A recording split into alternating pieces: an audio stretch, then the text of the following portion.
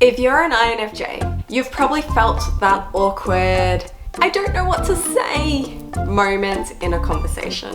Small talk can feel so draining and pointless when you're someone who craves deep, meaningful connections. But what if I told you that small talk doesn't have to be so painful? Let's talk about why it's tough for an INFJ and how we can make it a little bit easier to navigate. Hey there, I'm Sam and I'm an Australian-based online counsellor for INFJs, introverts, empaths, gentle souls, all of the cool people, and I am so happy that you are here today on my YouTube channel. Now, as an INFJ myself, I know what it's like to go through small talk and to feel the awkwardness of it and to feel that discomfort and not really knowing what to say or even how to be yourself. I remember the very first time that I navigated this was in high school, in year 8.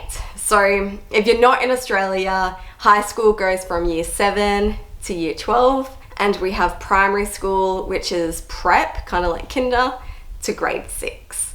Now my primary school was connected, like primary school, secondary school, and I started in kinder, and then when I got to year 8, my parents decided to change high schools. So halfway through the school year in year 8, which is the clicky year, the hard year, I went into this brand new school, and it was my very first time meeting a whole bunch of new people who had no idea who I was, who didn't know me throughout my childhood. And it was the very first time that I felt muted or like I couldn't talk and I could not get any small talk out. And it was very hard to make friends in that first year of being at school because I had no skills in small talk. I had no idea how to begin a conversation. As INFJs, we're often drawn to deeper, more profound conversation. We thrive on meaningful connections and enjoy exploring complex ideas and emotions, which is what I was used to as a kid and having known people my whole life. So when we're faced with casual, surface level chats about the weather, work, or random topics, it can feel like we're just going through the motions. It can also trigger a sense of frustration, like we're not being seen or that the conversation is draining our energy without any real payoff. It's such an awful feeling, am I right? It's not that we don't want to connect. Hello, Connie. It's that small talk can feel so shallow. We naturally want to get to the heart of things. And we can struggle when we're expected to keep the conversation light. But here's the thing. Small talk, although it feels unimportant, is often the gateway to deeper conversations.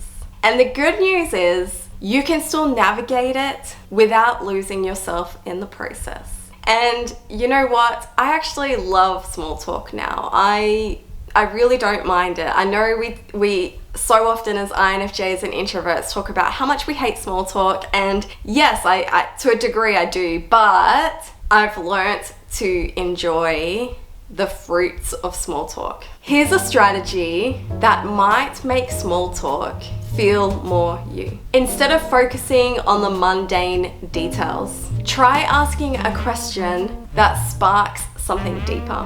For example, instead of "How's work going?"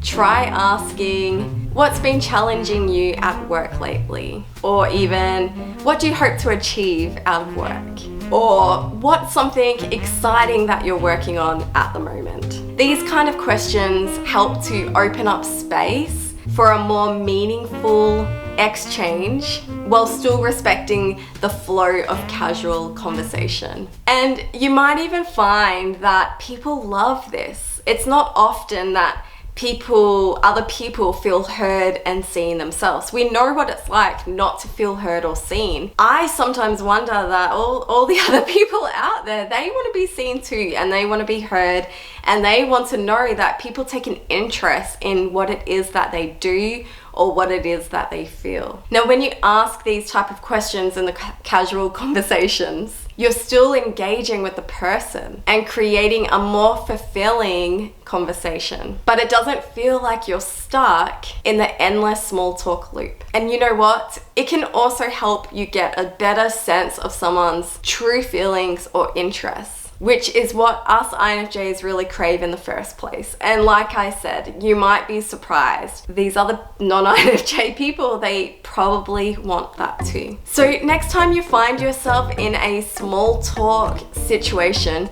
try using some of these simple questions to help guide the conversation. You might even find that this brief exchange can feel even more authentic, and you'll walk away feeling less drained and more connected. Remember, small talk does not need to be meaningless. It's just another step towards getting to the deeper stuff. Let me know in the comments if you've tried this, or if you have any other small talk hacks that help you. And as always, take care of your amazing self.